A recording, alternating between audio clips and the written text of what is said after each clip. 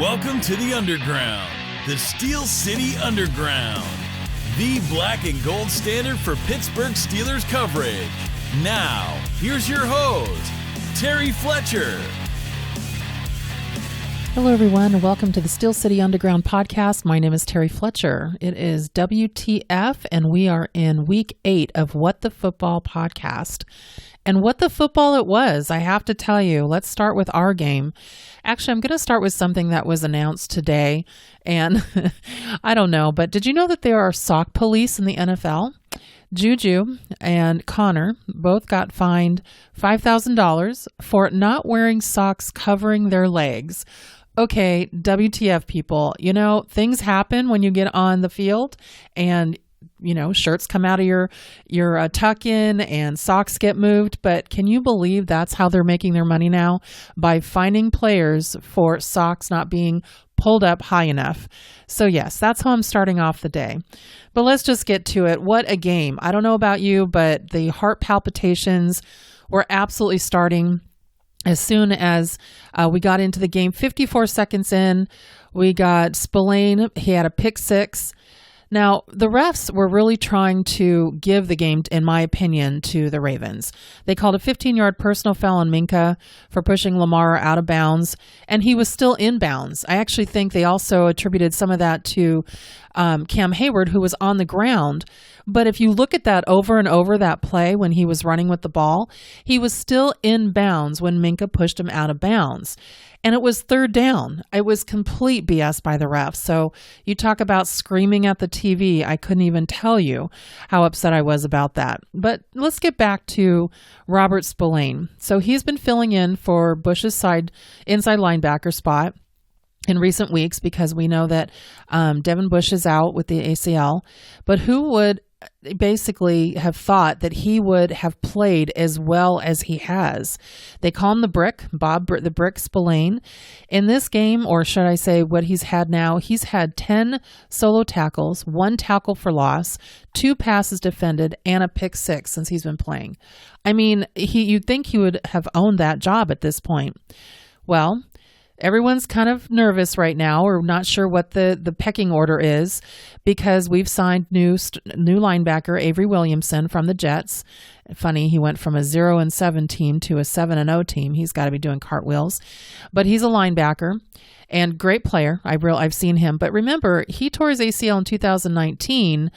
And I believe it's because Adam Gase left him in for an extra possession in the preseason to play with second stringers. I went back and watched some of the tape on him, and that's what I saw. And then the Jets forced him to take a major pay cut before the 2020 season. So people are asking, who will have that starting position now that we have signed Avery Williamson? Well, I don't really believe that means that Spillane has lost his starting job. It means that we need depth at the position. So for those of you thinking that they hired him or signed him to push Spillane out, I would be very surprised if that was the case. But again, that was such a game coming down to the end. The defense really just did everything we needed them to do. I thought Ben looked great. And, I was worried about the Titans game, and I definitely was having some heart palpitations with this game, just knowing that the media was going to come back and say, the Steelers aren't that great because they can't beat the Ravens, who the media wants to anoint as always the top of the AFC. But I'm telling you, we showed the holes in what that team does. We showed that, like Tomlin said, we're aware and we respect what Lamar Jackson's doing, but we don't fear him. He's a decent quarterback, but he's not the end all. We have Ben Roethlisberger, and I'm pretty happy where we're at with that. So now let's get into a couple of other things here. I don't know if you were looking at Twitter after, and I tell you, some days I just think I should stay out of it, but because you just want to say, okay, enough already. But Hollywood Brown, he's basically the wide receiver, the little guy on the Ravens that caught one of the touchdowns there. But after the game, he was whining about not getting the ball, then deleted his Twitter post. Somebody must have said, take it down. Remember, he's the cousin of Antonio Brown. The apple doesn't fall far from the tree, does it? And so it's just amazing to me that these players think that that's going to get them more playtime. That's going to get them more touches or more looks. Now, it might in Baltimore, but it won't in Steelers. If you're not a team player like all of our players have been, I think Juju balled out in our game and he's just been the stellar of a teammate, then you're not going to be welcome there. And speaking of AB, let's just kind of a side note there. The media had just reported that the only way that Bruce Arians was going to let him be signed is if he had a Tom Brady babysitter and he's staying at his Florida mansion to learn the plays. And all I can say, my WTF with this is Mike Evans must just be so thrilled. And I say that very, kind of slanted, because he is a great wide receiver, but he doesn't play to Brady's skill set. So he likes those little shifty guys. And again, AB's got some talent, but he's a cancer in the locker room. So it'll be interesting to see how that all pans out now that he's got all the toys he wants. And I just feel bad for Mike Evans. I'd be absolutely just saying, WTF, you're bringing somebody in when, it's not just me that's doing that. So that'll be interesting to see how that all kind of pans out there. So how about the Bears? And I'm not talking about their game that, of course, they lost, but here's something that the wide receiver, Javon Wims, he came up to Saints defensive back, CJ Gardner, who apparently spit on him earlier in the game, or somebody said he did, and then called him a name. Well, he went up to him and sucker punched him twice.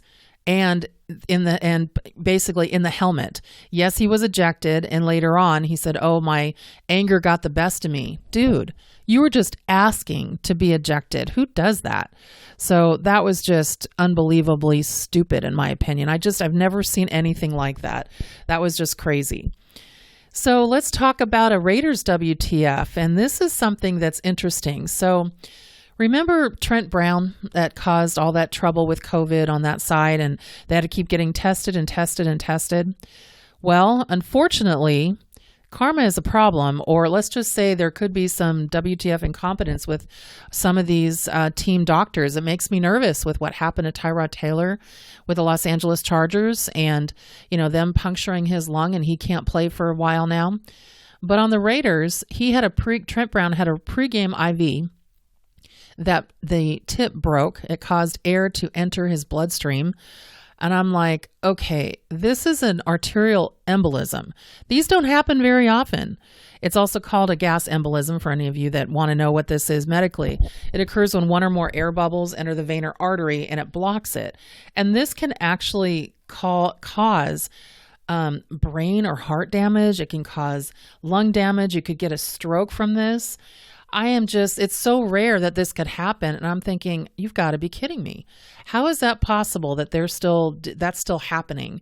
Either they've really just decided that COVID was the only thing they're going to look at and they forgot how to practice medicine. But this is just unbelievable. It's crazy to me that these things are still happening to these players. Okay, so let's take a look at the Ravens back as far as a player. Now, this is sad. We here at Steel City Underground, we don't want anybody to get hurt, no matter who it is. We know Cam Hayward right now. Oh my gosh, did anybody say, "Oh shoot," or WTF when he went down the first time?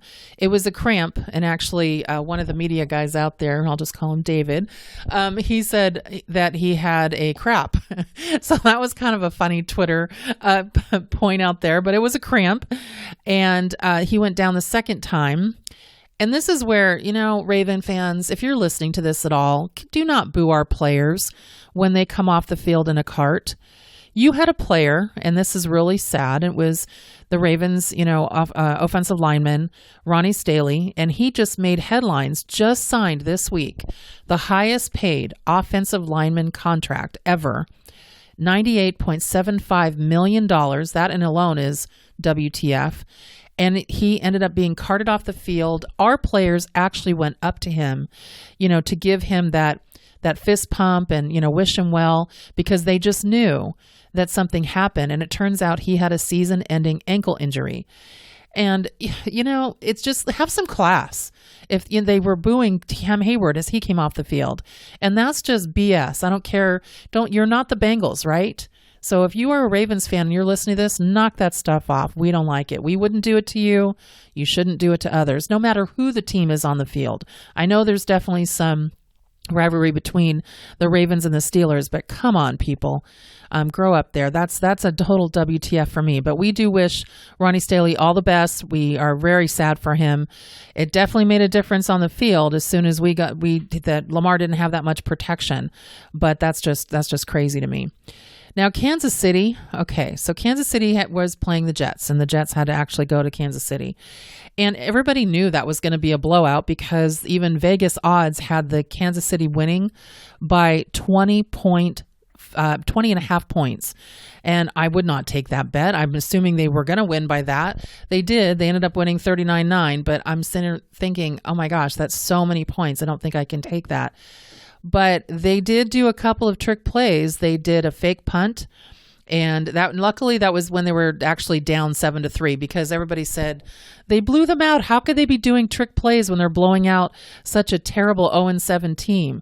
And Tommy Townsend, which I think that's a funny name, to Byron Pringle, 13-yard, 4th and 4. And they did, the punter basically was Tommy Townsend. And they basically did a fake punt and it worked. But it just, remember, they were down 7-3 and basically their coach on the Kansas City side, Andy Reid, he's like, yeah, we're not doing anything. We're never going to be behind this team again.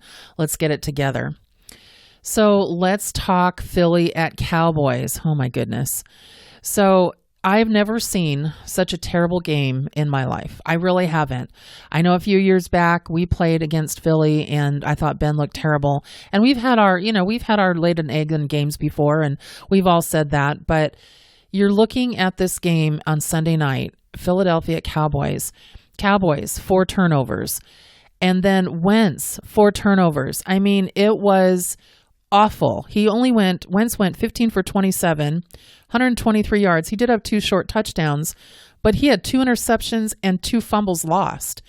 This kid is regressing. I'm sitting here like, WTF for that. I mean, they got the win, but it was awful to take them to 3-4-1, but it was absolutely awful. The Cowboys are now 2-6. We face them next. And I don't know if we're going to be dealing with Ben DiNunzio, that is their quarterback, their 3rd string, or we're going to get Andy Dalton back, their 2nd string, because as you know, Dak Prescott is out for the season. I'm telling you, Dak Prescott, his stock as far as what his next contract's going to be is going to be astronomical. Otherwise they would have signed somebody else to fill in the gap that would have been better than what they're looking at. But it is just every day that they play, he just looks better and better. So talk about a WTF for them. So let's go to the Chargers at Denver game. The Chargers were actually up 21 points. Talk about a WTF. I mean, come on, guys. What the football? You lose 31-30. That is absolutely crazy. So 2-5 Chargers to 3-5 Broncos. And it just, I don't know what's going on. And the thing is, I'm in California. So what game do you think was on TV? Luckily, I have NFL tickets so I can see my Steelers anytime. But yeah, they're playing that nonsense on TV. But the Chargers, here's another WTF moment. They have blown leads at least 16 points in the last 4 games. That is absolutely insanity. Can you imagine being Mike Tomlin and dealing with that? He would not. He would absolutely not tolerate it.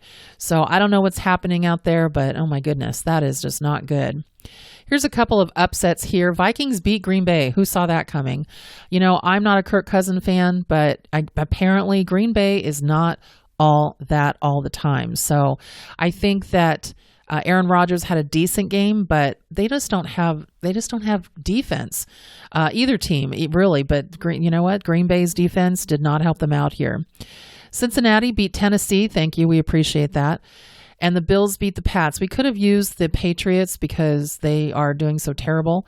We could have used them to beat the Bills only because of in AFC we need some cushion there. But the Patriots, here's a good WTF. This hasn't happened in over 20 years. 4th loss for the Patriots. Bill Belichick must be like, what the heck? Cam Newton in the last 2 games has had 5 interceptions. He is a good quarterback and they got him very cheap. So I'm not sure what's going on there. I don't know if they just aren't playing to his strengths. I don't know if he's just doesn't have the vision anymore, but it's pretty sad what's going on. I feel bad for Cam more than I feel bad for the Patriots. So the Raiders, okay, so they had to go to Cleveland. They were in snow and everybody took Cleveland. Well, guess what? The Raiders beat Cleveland 16-6 in a snow game. What I find interesting about that game is, and especially the whole NFL media conversations, nobody had the Steelers to win. They said that we're never going to get to 7-0. Nobody had the Raiders to beat Cleveland. They had Green Bay beating Vikings easily. So it's interesting when you're like, you know what? There you go. Now the Seahawks, they did beat the 49ers 37-27. Again, 4 touchdowns for Wilson, and now they're 6-1. But they give up at least 25 points a game. So even if it comes down to the Super Bowl where we're seeing the Seahawks, which I'm calling it, I actually do think it's going to be Steelers and Seahawks. I think our defense is just going to be getting them just out of play. I just don't see how they're going to be able to survive this entire season, giving up that many points. Now, they do have Russell Wilson, who I think is excellent.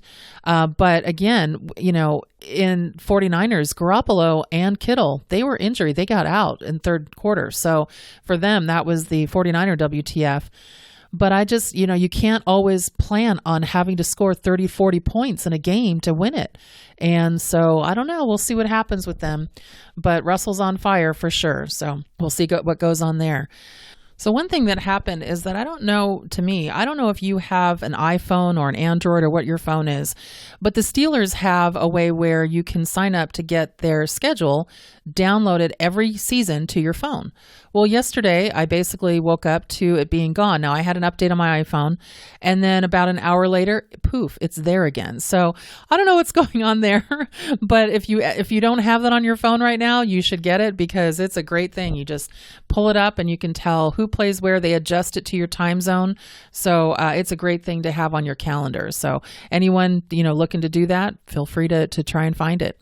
All right, everybody, have a great day. Have a great week. We're on to the Cowboys, and I'll be in touch next week with WTF on the Steel City Underground podcast. Thanks for listening. We would like to thank you for listening and remind our listeners to follow us on social media and our website, www.steelcityunderground.com.